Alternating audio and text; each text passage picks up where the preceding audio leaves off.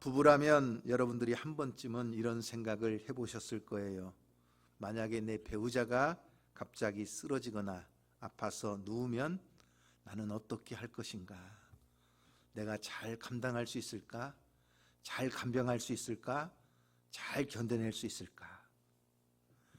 어떤 기관에서 조사를 했는데 아내가 쓰러져서 남편이 간병하는 경우, 반대로 남편이 쓰러져서 아내가 간병하는 경우에 이혼율을 조사했습니다.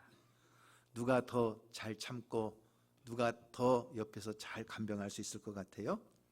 조사를 해보았는데 남편이 아파서 아내가 간병하는 경우보다 아내가 쓰러져서 남편이 간병하는 경우에 이혼율이 7배가 더 높다고 합니다.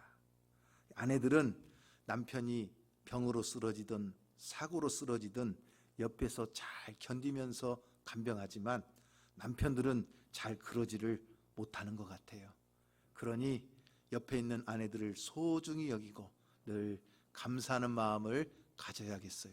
뿐만 아니라 우리 남편들은 좀 더 분발해야 될 줄로 믿습니다. 아내 병수발을 15년 넘게 해온 다드림교회의 김병년 목사님이라는 분이 계셔요. 바람 불어도 좋아라고 하는 책에서 그분의 삶과 간증을 보았는데 참 은혜와 도전의 시간이 되었어요.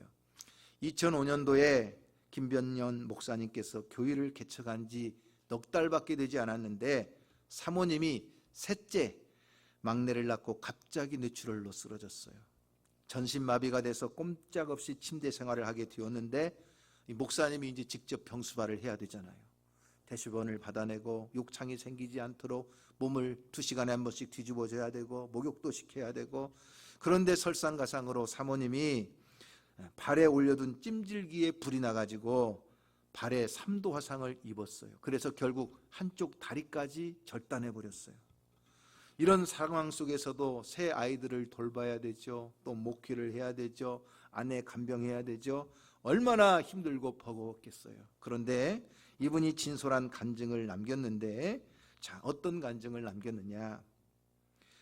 사람들이 자기에게 그래도 감사해야지 하는 말을 할 때 제일 힘들었다는 거예요. 대놓고 표현할 수는 없었지만 그래도 감사해 라는 말을 들을 때 마음에서부터 막 분노가 솟아올랐다는 거예요. 그래서 책에 자신의 솔직한 심정을 이렇게 기록해 놓았어요. 감사라는 말을 들을 때마다 일어나는 거부 반응은 찰과상을 입어서 아픈 피부에 소금을 뿌리는 격이었다. 아플 때 감사보다 먼저 울고 싶은데 그래도 감사하라는 말은 나에게 영적인 폭력이었다. 나는 아직도 잘 모른다. 왜 아내가 쓰러졌는지, 왜 아내가 출산 후에 넘어졌는지, 왜 뇌경색이 찾아왔는지 나는 모른다. 그래서 나는 아직도 감사가 서툴다 하는 솔직한 고백이었어요. 여러분 같으면 어떻겠어요? 만약 여러분의 아내가 뇌출혈로 쓰러졌습니다. 그런데 하나님 감사합니다. 그래도 감사합니다. 감사가 나오시겠어요? 여러분의 자녀가 갑자기 교통사고로 장애를 입었어요. 그런데도 하나님 감사합니다. 이런 말들이 아무렇지도 않게 쉽게 나올 수 있을까요? 우리가 다른 사람들에게 함부로 강요할 수 없는 것이 2가지가 있어요. 하나는 감사고 하나는 용서예요. 왜냐하면 감사도 용서도 자원해서 할 때 의미가 있기 때문입니다. 억지로 감사할 수 없고요, 억지로 용서할 수가 없어요. 그래서 감사와 용서는 함부로 강요할 수가 없는 것입니다. 물론 감사해야지요. 물론 원수도 용서해야지요. 그러나 무슨 전단지 뿌리듯이 아무렇지도 않게 툭툭 던지는 말로 감사해, 용서해 이렇게 말할 수가 없는 것입니다. 그것은 자칫하면 종교적인 폭력이요 영적인 폭언이 될 수도 있는 것입니다. 여러분, 우리는 감사 기계가 아니에요. 버튼만 누르면 감사합니다, 감사합니다 나오는 그런 버튼 기계가 아니기 때문에 정말 감사한다는 것은 쉬운 일이 아닙니다. 그럼에도 불구하고 하나님께서는 데살로니가전서 5장 18절 말씀에 보면 범사에 감사하라, 이것이 그리스도 예수 안에서 너희를 향하신 하나님의 뜻이라고 가르쳐 주세요. 범사에 감사한다. 여러분, 범사에라는 말은 뭐예요? 좋은 일이나 나쁜 일이나, 기쁜 일이나 슬픈 일이나, 괴로운 일이나 즐거운 일이나, 건강할 때나 아플 때나, 모든 인생의 희로애락 속에서 우리는 진심으로 감사하는 것이 하나님의 뜻이라는 거예요. 그러면 여러분, 우리는 한 가지 의문이 생겨요. 아니, 그래도 감사해 라는 말이 영적인 폭력이라고 해놓고는 또 반대로 범사에 감사하라고 말하는 것은 도대체 이건 무슨 의미인가? 감사를 강요하지 말라고 하면서 또 범사에 감사하라고 한다는 것은 도대체 이건 모순이 아닌가 하는 생각을 하게 됩니다. 그러나 하나님께서는 우리에게 기계적인 감사를 요구하시는 것이 아니라 정말 우리의 마음과 영혼이 담긴 진정한 감사를 하나님이 우리에게 원하시는 거예요.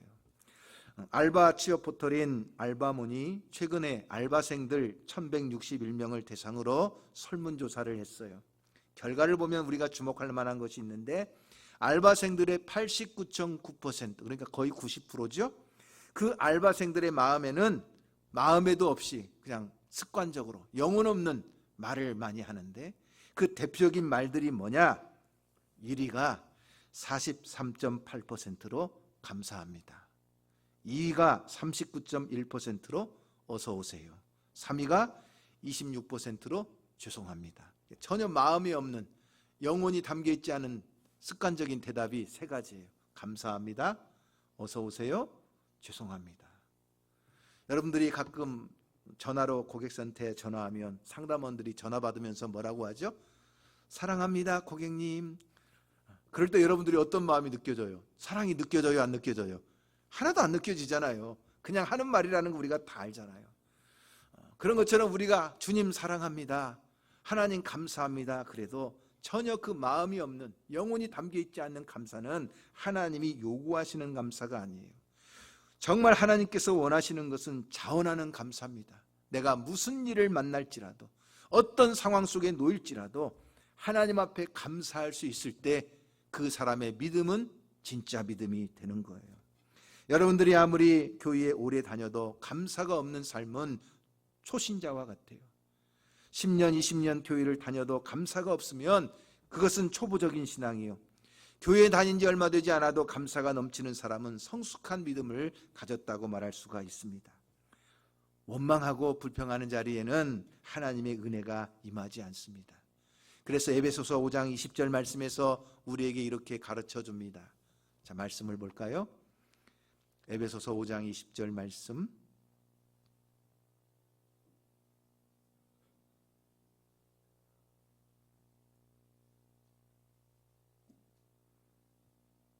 예, 다 같이 읽겠습니다. 시작. 범사에 우리 주 예수 그리스도의 이름으로 항상 아버지 하나님께 뭘 하라고요? 감사하라는 거예요. 내 힘으로 감사할 수 없기 때문에 예수 그리스도의 도우심을 받아 감사하면 그 하나님의 은혜가 넘치고 복된 삶을 사는 거예요.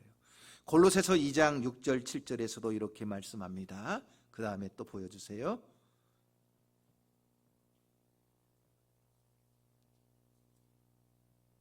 네, 다 같이 보겠습니다. 골로새서 2장 6절 7절. 다시 보여주세요. 예, 시작. 다시 보여주세요. 네, 다 같이 봅니다. 시작. 그러므로 너희가 그리스도 예수를 주로 받았으니 그 안에서 행하되, 어떻게 행하라는 거예요? 그 안에 뿌리를 박으며 세움을 받아 교훈을 받은 대로 믿음에 굳게 서서 어떻게 해요? 감사함을 넘치게 하라는, 우리의 감사가 넘칠 때 우리의 믿음의 뿌리도 견고해지고 감사를 통해 하나님이 영광 받으신다는 거예요. 그래서 시편 50편 23절에도 이같이 말씀하셨는데, 시편 50편 23절 말씀, 자 볼까요? 시작. 감사로 제사를 드리는 자가 나를 영화롭게 하나니 그의 행위를 옳게 하는 자에게 내가 하나님의 구원을 보이리라. 감사로 예배한, 하나님 앞에 예배하는 자들은 항상 무엇을 가지고 나오는 거예요? 감사를 가지고 나올 때 하나님이 그 행위를 옳게 하시고 하나님의 구원을 보여주신다는 거예요. 그러므로 예수 그리스도를 나의 구주로 모시고 성령께서 나의 삶을 인도하시고 하나님의 자녀가 되었으니 주 앞에 나올 때마다 감사로 고백하며 예배하는 거예요. 그러니 여러분, 범사에 감사하라. 이것이 하나님의 뜻이다. 여러분, 하나님의 뜻이라는 것이 뭐예요? 사실 자녀를 바라보는 부모의 마음과 똑같아요. 여러분, 모든 부모의 마음은 어떤 마음이죠? 자식들이 잘 되기를 바라고 자식들이 행복하기를 바라는 것이 부모의 뜻이에요. 그런 것처럼 우리를 향하신 하나님의 뜻도 하나님의 자녀된 우리들이 주 안에서 잘 되고 주 안에서 행복하기를 원하시는 거예요. 그렇기 때문에 정말 주 안에서 복되고 형통한 삶을 살기 위하여 우리에게 가장 필요한 것이 뭐냐? 항상 기뻐하는 거요, 쉬지 말고 기도하는 거요, 범사에 감사하는 거예요.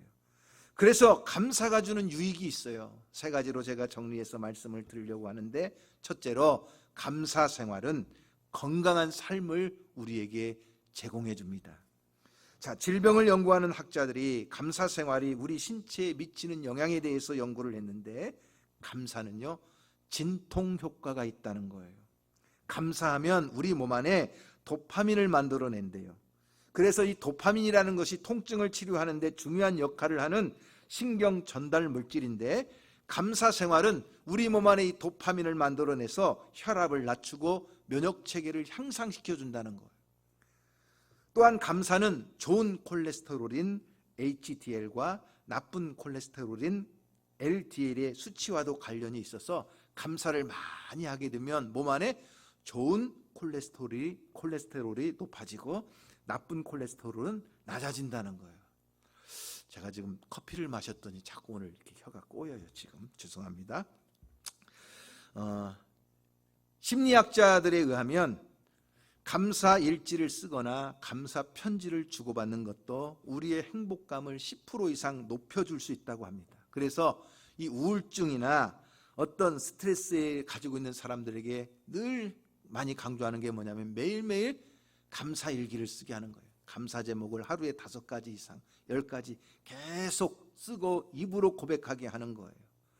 그럴 때 우울증의 증상이 30% 이상가량 완화되는 것으로 드러났어요. 여러분, 놀랍지 않습니까?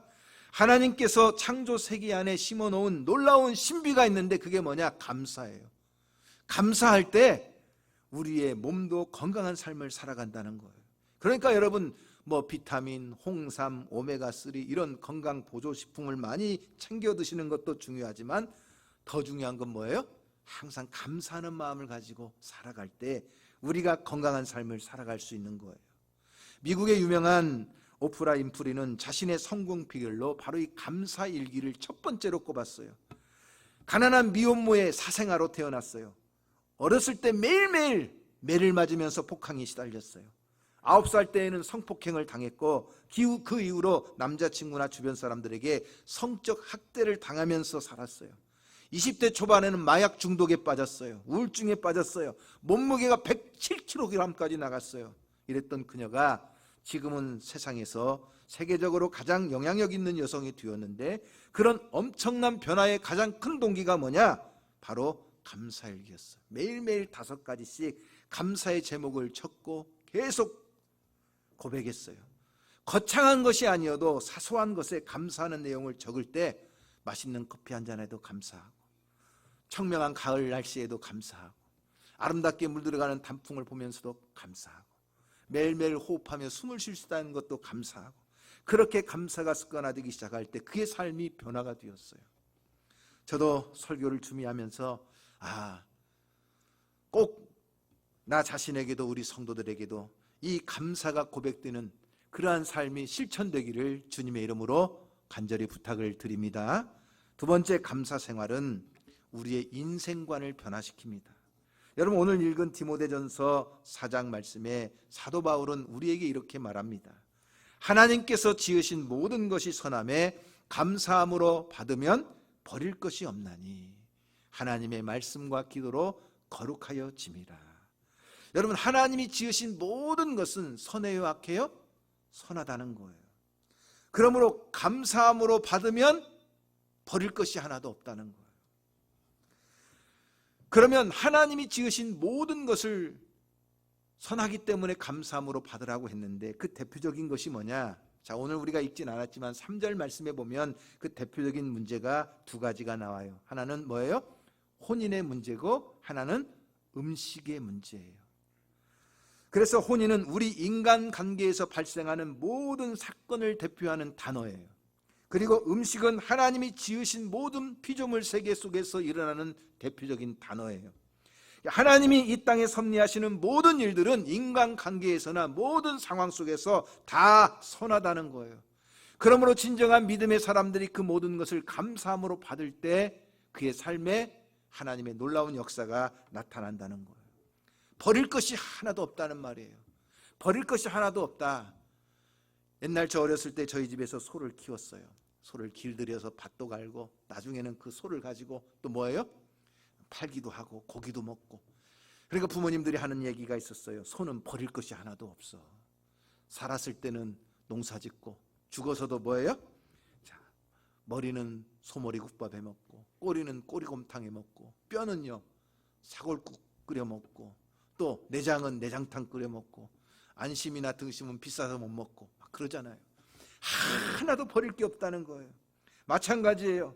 하나님의 택하심을 받고 예수 그리스도의 보혈로 죄사함을 받아 하나님의 자녀된 우리들을 성령께서 늘 함께 하시고 지켜주시기 때문에 우리가 모든 것을 감사함으로 받으면 우리의 삶은 버릴 것이 하나도 없다는 말이에요. 왜냐하면 로마서 8장 28절에서 우리가 알거니와 하나님을 사랑하는 자 그의 뜻대로 부르심을 입은 모든 자들에게는 모든 것이 합력하여 선을 이루느니라. 할렐루야. 그러니까 기쁠 때나 슬플 때나 즐거울 때나 고통스러울 때나 일이 잘 되고 형통할 때나 모든 것들이 꼬이고 불통할 때나 따지고 보면 다 하나님이 섭리 가운데 선하게 역사하신다는 거예요. 모든 것을 감사함으로 받으라는 거예요. 그러나 사탄은 우리의 마음을 자꾸만 미혹해요. 하나님의 선하심에 대해서 자꾸 의심을 하게 만들어요. 그래서 우리로 하여금 감사보다 원망이, 찬양보다 불평이 더 많이 나오도록 하는 거예요. 여러분, 우리가 예수 그리스도를 만나기 전에 다 상처가 있어요. 예수 그리스도를 만나기 이전에 부끄러운 죄가 있어요. 그런데 우리는 그 사탄의 그 속삭임에 속아 살 때가 많아요. 야, 너 끝장이야. 사람들이 너 다 싫어해. 너는 이제 뭘 해도 안 돼. 다 포기해. 넌 끝났어. 사탄은 이렇게 자꾸 우리의 자존감을 낮추어요. 그래서 다른 사람에게는 있는데 나에게 없는 것들만 자꾸 비교하게 만들고 그래서 나의 자존감을 땅에 떨어뜨려요. 그래서 우리는 스스로에게 속고 세상에 속고 사탄에 속아요. 그래가지고 내 삶 속에 담겨있는 하나님의 섭리를 보지 못하고 내 인생이 온통 실패와 낙오자로 보게 만드는 거예요. 그러나 하나님은 우리에게 말씀하셔요. 너는 내가 기뻐하는 사람이다. 너는 내가 사랑하는 내 아들이다. 내 딸이다. 내가 너를 보배롭고 존귀하게 여긴다. 할렐루야. 여러분, 우리는 하나님의 음성을 듣고 하나님 안에서 모든 것이 선하심을 믿고 감사해야 될 줄로 믿습니다. 감사의 안경을 쓰고 보면 하나님의 섭리가 보입니다. 내 인생에 버릴 것이 하나도 없다는 것을 깨닫게 됩니다. 내 인생의 가치는 내가 결정하는 게 아니에요. 내 안에 계신 예수 그리스도에 의해서 내 인생의 가치가 결정되는 거예요. 우리 인생의 선악간의 판단이요, 세상이 결정하는 것이 아니에요. 모든 것을 판단하시는 하나님께서 그 선하심을 판단하시는 거예요. 고린도후서 5장 17절 말씀에 나오는 것처럼 그런즉 누구든지 그리스도 안에 있으면 새로운 피조물이라 이전 것은 지나갔으니 보라 새 것이 되었도다. 우리를 위해 이 땅에 오신 예수 그리스도 때문에 우리는 모든 것이 새롭게 되고 그리고 보배롭고 존귀한 하나님의 자녀가 되는 줄로 믿습니다. 그렇기 때문에 우리가 스스로 열등감에 빠져서 낮은 자존감을 가지고 자기 인생을 쓰레기처럼 저 쓰레기통에 던져버리는 삶이 아니라 정말 질그릇과 같이 약한 존재이지만 내 안에 가장 보배로우신 예수 그리스도가 담겨짐으로 내가 얼마나 보배롭고 존귀한 자인가, 그 하나님의 섭리 안에서 날마다 감사를 고백하는 거예요. 목사님, 저도 잘합니다. 범사에 감사라는 말 교회에 오면 수도 없이 들었습니다. 그런데 감사가 안 나오는 것을 어떻게 합니까? 목사님이 내 상황에 빠져보셨어요? 목사님이 나 같은 고난 당해보셨어요? 혹시 이렇게 말할 수 있을지 몰라요. 여러분, 사실 정말 어려운 상황에 부딪히면 쉽게 감사가 나오지 않습니다. 그런데 오늘 5절 말씀에 보면 하나님께서 우리에게 이렇게 가르쳐줘요. 뭐라고 나오죠? 따라해보세요. 하나님의 말씀과 기도로 거룩하여짐이라. 거룩하여진다는 말은 하기야도라고 하는 단어인데 정화되다, 깨끗해지다 하는 뜻이에요. 바로 이것은 제사를 드릴 때 제물과 관련되는 단어예요. 제물이 하나님 앞에서 깨끗하고 정화되어서 하나님 앞에 드려질 때 하나님이 기쁘게 받으시는 것처럼 여러분, 우리의 삶에도 내 인생에서 지워버리고 싶은 시간들이 있어요. 정말 내 인생에서 잘라내버리고 싶은 상처들이 있어요. 그런데 그것이요, 하나님의 말씀과 기도로 어떻게 돼요? 정화되고 깨끗해진다는 거예요. 하나님의 말씀을 붙들고 그 말씀을 묵상하는 가운데, 그 약속의 말씀을 믿고 간절히 기도하는 가운데 내 인생의 아픔, 내 삶의 상처, 정말 지워버리고 싶고 숨기고 싶은 모든 그 추하고 악한 것들이 바로 말씀과 기도를 통하여 깨끗하게 거룩해지는 거예요. 그렇기 때문에 여러분, 감사 생활은 세 번째 우리에게 아주 중요한 유익을 주는데, 그건 뭐냐? 내 인생의 해석이 달라진다는 거예요. 여러분, 인생은 해석이다 하는 말이 있어요. 내 인생을 어떻게 해석하느냐에 따라서 그 사람의 행복 지수가 크게 달라지는데, 말씀과 기도로 거룩해진다는 것은 세상의 시각이 아니에요. 하나님의 시각으로 내 인생을 보는 인생의 해석이 달라지는 거예요. 그 대표적인 사람이 요셉을 들 수가 있어요. 여러분, 우리가 잘 알듯이 요셉은 엄청난 고통을 당했습니다. 형들에게 죽임을 당할 뻔했고, 형들에 의해서 애굽의 노예로 팔려갔고, 억울한 누명을 쓰고 죄수의 신분이 되었고, 얼마나 여러분 그 마음에 분노, 원한, 억울함 막 이런 것들이 가득했겠어요. 그런데 그 고난의 시간들은 어쩌면 자신의 삶에서 지워버리고 싶은 시간들이요, 자신의 삶에 정말 없었으면 좋겠다는 상처투성이었지만, 그가 하나님 안에서 믿음으로 살아갈 때 자기 인생을 해석하는 해석이 달라져요. 어떻게 달라졌을까요? 여러분, 창세기 45장 4절 이하의 말씀을 보면 요셉이 자신의 인생, 자신의 고난을 해석하는 해석이 달라지는 거예요. 억울하다, 괴롭다, 슬프다, 불행하다가 아니에요. 내가 형들을 만나기만 하면 죽여버리겠다, 원수 갚겠다, 이런 마음이 아니, 인생 해석이 달라졌어요. 어떻게 달라졌어요? 자, 말씀을 한번 읽어볼까요? 다 같이 시작. 요셉이 형들에게 이르되 내게로 가까이 오소서. 그들이 가까이 가니 이르되 나는 당신들의 아우 요셉이니 당신들이 애굽의 판자라. 당신들이 나를 이곳에 팔았다고 해서 근심하지 마소서, 한탄하지 마소서. 하나님이 생명을 구원하시려고 나를 당신들보다 먼저 보내셨나이다. 그 다음에 7절이요. 하나님이 큰 구원으로 당신들의 생명을 보존하고 당신들의 후손을 세상에 두시려고 나를 당신들보다 먼저 보내셨나니 그런즉 나를 이리로 보낸 이는 당신들이 아니요 하나님이시라. 할렐루야.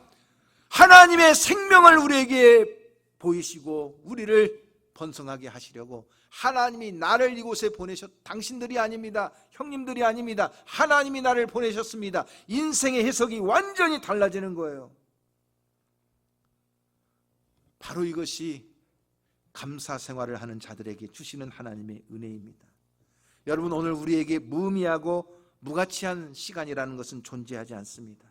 지금 당장은 이해할 수 없고 지금 당장은 너무 견디기 어려운 것 같지만, 그러나 말씀을 붙들고 기도할 때 내 인생을 보는 해석이 달라져요. 아, 내 인생에 쓸모없는 시간은 없구나. 내 인생에 가치 없는 순간들은 없었구나. 하나도 버릴 것이 없구나. 병들었을 때도, 실패했을 때도, 넘어졌을 때도, 때로는 인간관계가 깨어졌을 때도, 정말 가슴이 찢어지는 것 같은 고통을 당할 때도, 정말 견디기 어려웠지만 그러나 의미 없는 시간은 하나도 없었구나. 그 모든 것을 감사함으로 받으면 우리에게 복이 되는 줄로 믿습니다. 우리가 다니엘 기도회를 진행하고 있는데 지난주에 김애랑 성도라는 분이 진짜 기적은 무엇일까요? 하는 간증을 했어요. 이분은 KBS에서 공채 탤런트가 채용이 되어서 한참 방송 활동을 하려다가 이제 결혼을 일찍 하게 됐어요. 그리고 결혼하자마자 또 아이가 생겨가지고 3명의 자녀를 줄줄이 낳다 보니까 이제 방송 활동을 중단하게 됐어요. 그런데 갑자기 셋째를 낳고 난 다음에 산후조리원에 들어가자마자 그 다음날 둘째 아이가 심각한 병에 걸려서 전화가 왔어요. 요즘으로 말하면 뭐예요? 뇌전증이라고 하는데 옛날에는 간질이에요.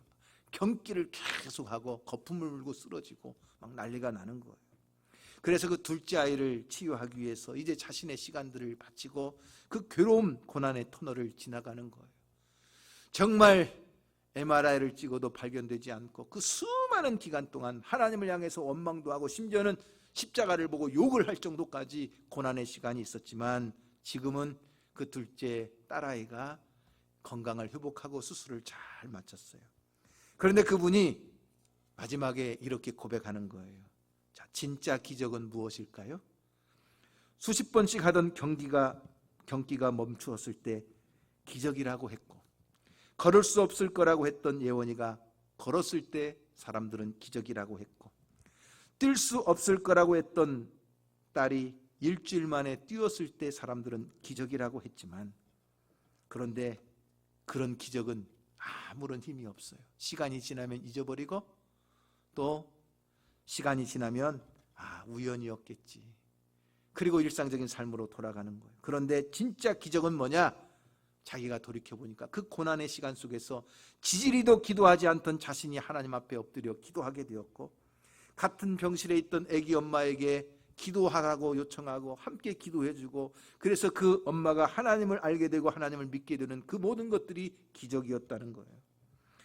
무엇보다 정말 감사할 수 없을 때, 고난 가운데 있을 때 하나님 앞에 감사하며 찬양했던 그것이 바로 기적이었다는 거예요. 할렐루야.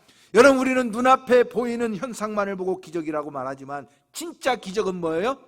내가 하나님 앞에 엎드릴 수 있고 기도할 수 있고 감사할 수 있는 그 자체가 기적이에요. 사도행전 16장에 보면 바울과 실라가 빌립보 감옥에 갇혔을 때 여러분, 기적이 뭐예요?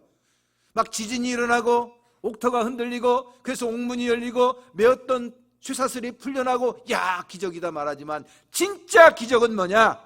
바울과 실라가 매를 맞고 온몸에 피투성이가 되어 그렇게 착고에 발과 손이 묶여 있을 때에도 한밤중에 되어 그 밤중에 정막을 뚫고 하나님 앞에 찬양하며 기도하며 감사했다는 거예요.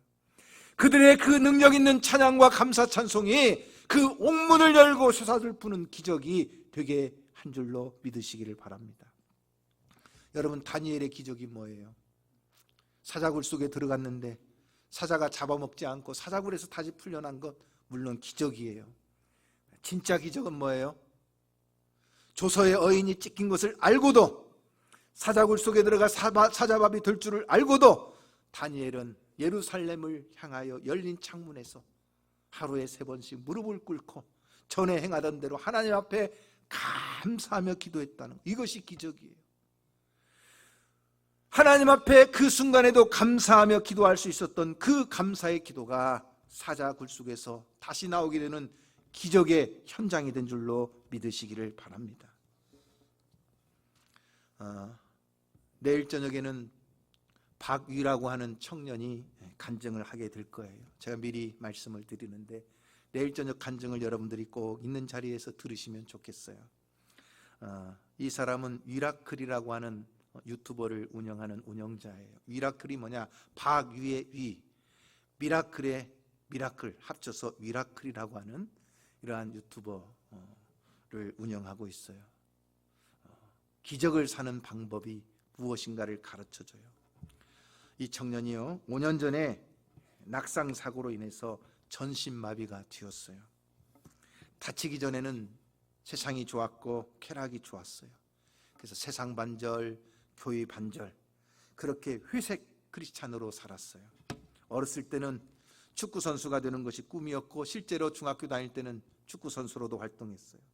대학에 다닐 때는 친구들과 여행하는 것이 좋아서 마음껏 해외여행도 다녔어요. 그리고 참 운이 좋게도 대학을 졸업하자마자 외국계 패션 기업의 인턴 사원으로 들어갔는데 정말로 운이 좋게 정직원이 되었어요. 정직원이 되는 그날 너무 좋아가지고 친구들과 함께 축가 파티를 열고 술잔치를 벌인 거예요. 필름이 끊기고 눈을 떠보니까 떨어졌는데 목뼈가 부러져서 척수신경이 마비되는 바람에 전신마비가 되었어요. 의사가 찾아와서 이 청년에게 하는 말은 앞으로 당신은 전신마비로 살아갈 것이고 다시는 걸을 수 없을 것입니다. 손가락 하나도 움직이지 못할 거예요. 그때 아버지가 땅바닥에 기면서 심각할 정도로 통곡을 했습니다. 이제 자기 스스로 할 수 있는 것은 하나도 없었어요. 욕창이 나지 않도록 2시간에 한 번씩 다른 사람의 도움을 받아 몸을 뒤집어야 했고, 스스로 밥을 먹을 수도 없었고, 스스로 씻을 수도 없었고, 스스로 대소변도 가릴 수가 없었어요. 다치기 전에는 너무나 당연했던 것들을 못하게 되었을 때, 그저 평범한 일상에 지나지 않았던 것들이 불가능해졌을 때 비로소 과거의 일상들이 기적의 순간이었다는 것을 그는 깨닫게 됐어요. 그리고 하나님 앞에 기도하고 하나님을 만나게 됐어요. 그리고 그가 진실로 고백하는 것은 뭐냐? 지금 걸을 수 있는 것, 지금 대소변을 볼 수 있는 것, 지금 스스로 밥을 먹을 수 있는 것, 결코 당연한 일상이 아니라는 거예요. 오히려 자기는 다치기 전보다 다치고 난 이후에 작은 것에 감사할 수 있게 되었다는 거예요. 조그만 일에도 소소한 행복을 느낄 수 있게 되었다는 거예요. 놀라운 것은 뭐냐? 많은 사람들이 질문해요. 예전에 건강하고 이렇게 잘 나갈 때 과거로 돌아가고 싶으냐? 아니면 지금 이렇게 휠체어에 의지해서 장애로 살아가는 지금으로 살고 싶으냐? 그런데 이 청년의 대답은, 놀라운 것은 뭐예요? 나는 휠체어에 앉아 있어도 지금 이렇게 하루하루 하나님과 함께 기적의 삶을 사는 것이 더 행복하다는 거예요. 여러분은 지금 살고 있는 삶에 얼마나 감사하며 살고 계신가요? 더 좋은 직장, 더 좋은 차, 더 좋은 집을 소유하기 위해서 얼마나 발버둥치면서 살아가요? 그 목적을 이루는 과정에서 진정한 행복은 느끼지 못하고 우리는 늘 좌절하고 늘 원망하고 늘 나 자신의 삶에 그렇게 비참한 삶을 살고 있지는 않은가요? 여러분, 우리의 일상에 당연한 것은 단 한 가지도 없습니다. 내 인생은 엄청 길고 내 삶은 항상 건강할 것이라고 생각하지만 오늘 밤에라도 여러분들이 잠자리에 들고 내일 아침에 건강한 눈을 가지고 일어날 수 있을 거라고 아무도 장담할 수가 없어요. 사실 우리는 하루하루가 바로 기적의 시간이에요. 언더우드의 기도 낙석장에 보면 누군가의 간절한 기도라고 하는 기도가 있어요. 자, 제가 소개해 드릴게요. 이런 내용이에요. 걸을 수만 있다면 더 이상 큰 복은 바라지 않겠습니다. 누군가는 지금 그렇게 눈물의 기도를 하고 있습니다. 저 혼자서 일어설 수만 있다면 더 큰 복은 바라지 않겠습니다. 누군가는 지금 그렇게 눈물의 기도를 하고 있습니다. 들을 수만 있다면 더 큰 복은 바라지 않겠습니다. 누군가는 지금 그렇게 눈물의 기도를 하고 있습니다. 말을 할 수만 있다면 더 큰 복은 바라지 않겠습니다. 누군가는 지금 그렇게 눈물의 기도를 하고 있습니다. 내 아내와 아이들을 한 번만 두 눈으로 볼 수만 있다면 더 큰 복은 바라지 않겠습니다. 누군가는 지금 그렇게 눈물의 기도를 하고 있습니다.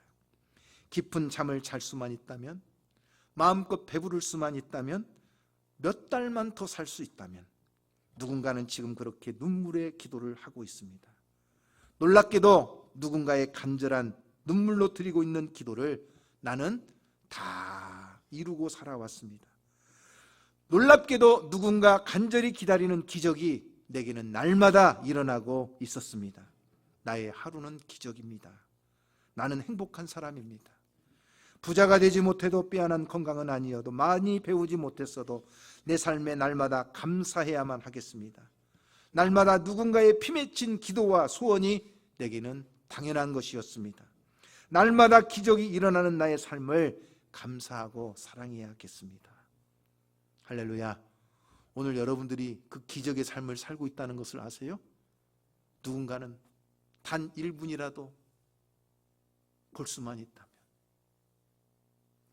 단 몇 달만이라도 더 살 수만 있다면, 내 힘으로 일어설 수만 있다면 그 기적을 꿈꾸지만 여러분들은 지금 하루하루가 날마다 그 기적을 누리며 살고 있는 거예요. 하나님이 나에게 이 기적의 삶을 주셨으니 날마다 범사에 감사하고 우리에게 주신 이 기적의 삶을 다른 사람들을 섬기고 다른 사람들에게 이 복을 나누어 주고 다른 사람들에게 베풀고 나눌 수 있는 삶이 되어지기를 주님의 이름으로 축원합니다. 남을 위해 불을 밝히면 내 앞이 먼저 밝아지고 남을 위해 기도하다 보면 내 마음이 먼저 밝아집니다. 오늘 우리가 진정 범사에 감사하는 그러한 성도가 되기를 주님의 이름으로 축복합니다.